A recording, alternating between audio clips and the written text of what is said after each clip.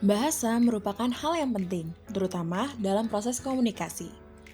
Terlebih lagi, sebagai makhluk sosial, manusia tidak bisa lepas dari komunikasi. Mempelajari bahasa baru semakin diminati banyak orang, terutama generasi muda. Kebanyakan orang akan mempelajari bahasa internasional yang sudah diresmikan oleh PBB. Seperti bahasa Inggris, Rusia, Arab, Spanyol, Prancis, dan Mandarin. Atau bahasa yang sedang populer di beberapa kalangan, terutama generasi muda seperti bahasa Korea. Tetapi, bagaimana jika orang asing yang mempelajari bahasa Indonesia? Bagaimana tanggapan generasi muda Indonesia ya? Mari kita lihat. Menurut saya, orang luar yang belajar ke Indonesia itu pure dan tidak memandang prestis sama sekali, mengingat Indonesia pun sampai sekarang masih berstatus negara berkembang. Menurut pendapat saya, itu adalah sangat bagus karena dengan mereka mempelajari bahasa Indonesia, mereka secara tidak langsung juga akan mempelajari budayanya juga. Menurut saya juga itu adalah hal bagus. Kenapa? Karena dengan mereka mempelajari bahasa Indonesia secara tidak langsung, mereka sedang memperkenalkan Indonesia di masyarakat yang lebih luas. Menurut saya orang asing yang belajar bahasa Indonesia itu keren dan hebat karena mereka mau untuk meluangkan waktu dan tenaganya mempelajari kebudayaan lain di luar kebudayaan mereka. Dan somehow hal tersebut menurut saya juga dapat memotivasi kita sebagai masyarakat Indonesia untuk turut mencintai dan belajar lebih tentang kebudayaan kita, khususnya bahasa Indonesia. Aku itu bagus dan menarik sekali ya. Indonesia itu keren sih karena artinya dia pengen berusaha mempelajari budaya kita gitu ya. Menurut saya keren karena dia bisa tertarik sama budaya Indonesia yang mungkin tempatnya jauh dari negara asli dia sih. Apalagi kalau misalnya kita nggak punya uh, budaya yang saling sama gitu. Nyatanya, bahasa Indonesia juga tidak kalah dengan bahasa-bahasa asing lainnya. Bahasa Indonesia juga cukup diminati oleh warga negara lain. 我来自中国山东，我今年23岁，我现在在印度尼西亚大学读书。Nama lengkap saya Zhang Jiyuan, juga bisa dipanggil dengan Willis. Saya berasal dari Tiongkok. Terus umur saya 23 tahun. Kenalkan, nama saya Rumeysa, saya berasal dari Turki. Umur saya 18 tahun dan saya sedang tinggal di Istanbul. Saya sedang belajar bahasa dan budaya Indonesia. Sekarang bahasa Türkiye. Merhaba, benim adım Rümeysa. Ben Türk'üm. Şimdi İstanbul'da yaşıyorum ve 18 yaşındayım. Şu anda Endonezya dili ve kültürü öğreniyorum. 皆さん、こんにちは。私の名前は川島香穂です。今は24歳です。日本で大学生をしています。よろしくお願いします。Halo, nama saya Kaho Kawashima. Saya sekarang umurnya 24. Sekarang saya masih mahasiswa di Jepang. Nama universitasnya Kwansei Gakuin. Terima kasih. Ketiga teman kita ini mempunyai cerita yang menarik mengenai bagaimana mereka mengenal Indonesia untuk pertama kalinya.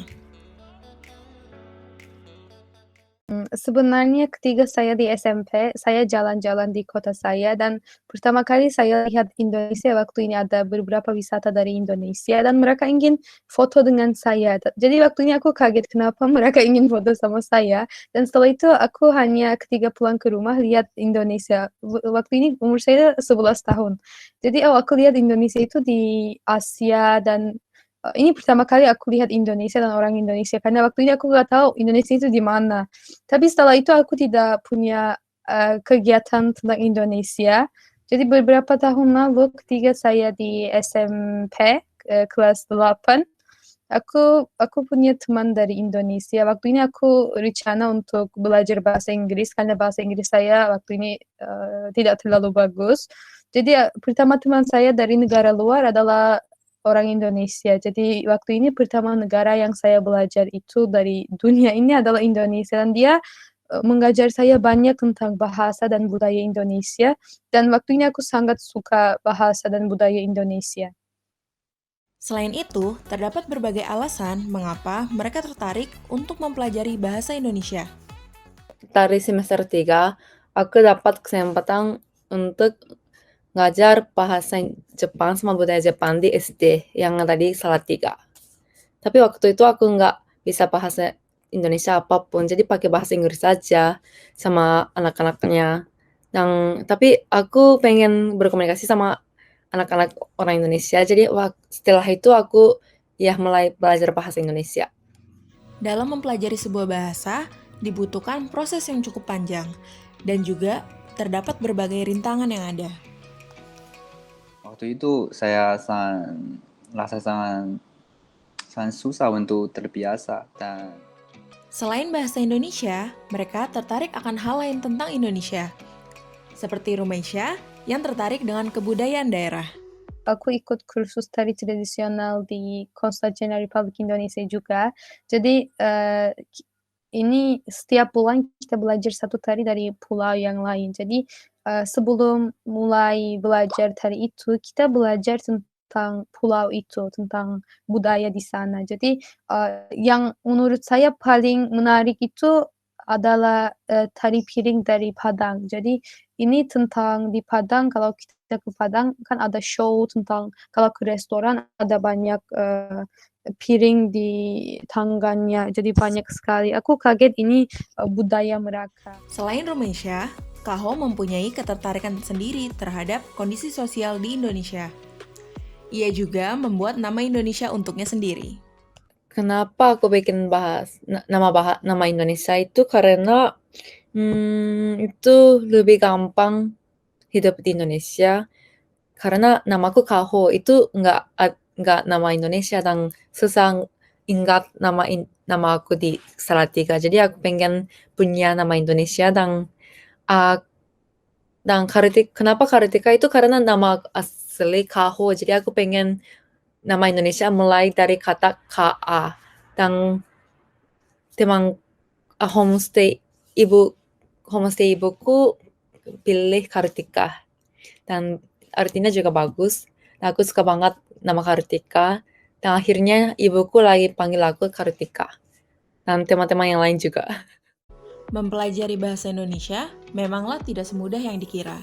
Terdapat beberapa hal yang dapat dilakukan oleh mereka yang ingin mempelajari bahasa Indonesia.